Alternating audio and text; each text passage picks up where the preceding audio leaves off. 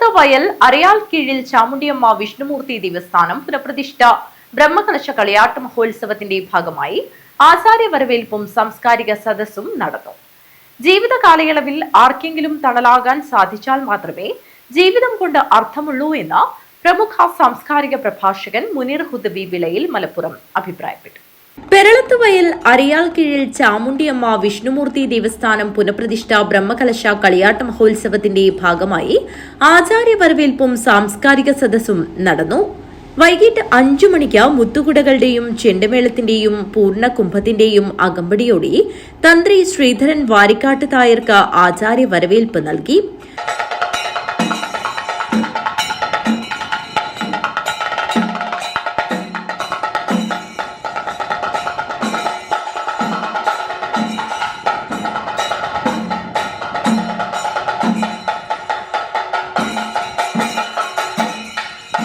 തുടർന്ന് വിവിധ പൂജകൾ നടത്തി. രാത്രി നടന്ന സാംസ്കാരിക സദസ്സിൽ പ്രമുഖ പ്രഭാഷകൻ മുനീർ ഹുദവി വിളയിൽ മലപ്പുറം സാംസ്കാരിക പ്രഭാഷണം നടത്തി. ജീവിത കാലയളവിൽ ആർക്കെങ്കിലും തണലാകാൻ കഴിഞ്ഞെങ്കിൽ മാത്രമേ ജീവിതം കൊണ്ട് അർത്ഥമുള്ളൂ എന്ന് അദ്ദേഹം അഭിപ്രായപ്പെട്ടു. പഴയ തലമുറ ഉണ്ടാക്കിവെച്ച കാർഷിക സംസ്കൃതിയുടെ ഉൽപ്പന്നങ്ങളാണ് പുതുതലമുറ ഇന്ന് അനുഭവിക്കുന്നത് എന്നും അദ്ദേഹം കൂട്ടിച്ചേർത്തു. പ്രകൃതിയിൽ നിന്ന് പച്ചപ്പും, ചുണ്ടിൽ നിന്ന് പുഞ്ചിരിയും, ഹൃദയത്തിൽ നിന്ന് പശിമയും, കണ്ണിൽ നിന്ന് ആർദ്രതയും എടുത്തെറിയപ്പെടുന്ന ലോകത്തെ നമ്മൾ ഭയപ്പെടണമെന്ന് ഇന്ന് കൃഷ്ണേട്ടന്റെ വീട്ടിൽ നിന്ന് ശ്യാമള ചേച്ചി ഉണ്ടാക്കി തന്ന വളരെ മനോഹരമായ നെയ്പ്പത്തലും കറിയൊക്കെ കൂട്ടിയിട്ട് മൃഷ്ടാന്നം ഭക്ഷണം കഴിച്ചിട്ടാണ് ഞാൻ ഇങ്ങോട്ട് വരുന്നത്. അപ്പൊ ആ സന്ധ്യാനേരത്ത് അവിടെ കവലയില് ഞാൻ അവിടെ സിറ്റ് ഔട്ടിൽ ഇങ്ങനെ ഇരിക്കുമ്പോൾ കൃഷ്ണേട്ടൻ പഴയകാലത്തെ പൂർവ്വകാല കാർഷിക വൃത്തികളെ പറ്റിയൊക്കെ ഇങ്ങനെ അയവിറക്കുകയുണ്ടായി. ഇപ്പൊ നമ്മുടെയൊക്കെ കാർഷിക വൃത്തികൾ അല്ലേ, ഇപ്പൊ ഓരോ കൃഷി ഉൽപ്പന്നങ്ങളെ നമ്മൾ കാണുമ്പോഴും ഇപ്പൊ സൂപ്പർ മാർക്കറ്റിൽ പോയാൽ കാഞ്ഞങ്ങാട് പോയി കഴിഞ്ഞാൽ അത് നമുക്ക് വളരെ സുലഭമാണ്. പക്ഷെ അതൊക്കെ എവിടെ നിന്ന് വരുന്നതാണ്? ഇതര സംസ്ഥാനങ്ങളുടെ ബോർഡറുകൾ കടന്നു വരുന്ന സാധനങ്ങളാണ്. ഇപ്പൊ നമുക്ക് ഓണം വരുമ്പോ തന്നെ നമ്മൾ എങ്ങനെയാ ഓണം ആഘോഷിക്കുന്ന ഇന്നത്തെ കാലത്ത് അല്ലെ?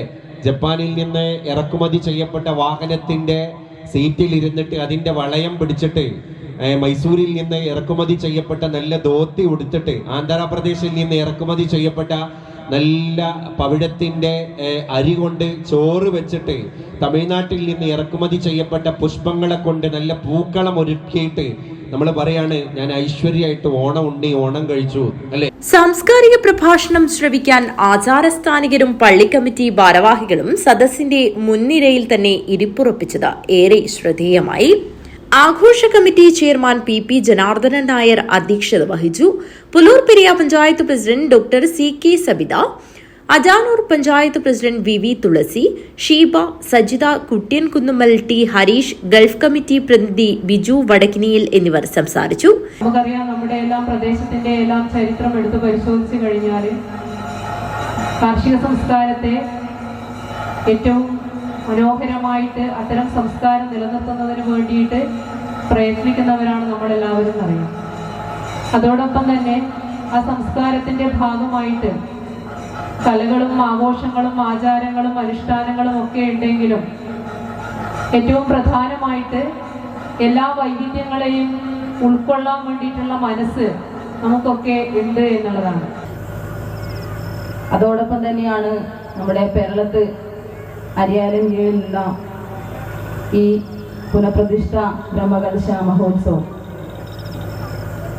ഒരമ്പലങ്ങളിൽ മുസ്ലിമിനും ക്രിസ്ത്യാനിക്കും വന്നു ചേരാനും ഒരു നോമ്പ് തുറയ്ക്ക് എല്ലാ ആളുകളെയും ക്ഷണിച്ച് ഇഫ്താർ സംഘടിപ്പിക്കാനും ഒരു ഈസ്റ്ററിന് എല്ലാ ആളുകളെയും കൂട്ടി ഓശാന ആഘോഷത്തിൽ പങ്കുചേരാനും പറ്റുന്ന ഒരു നാട് നമ്മുടെ നാടാണ്.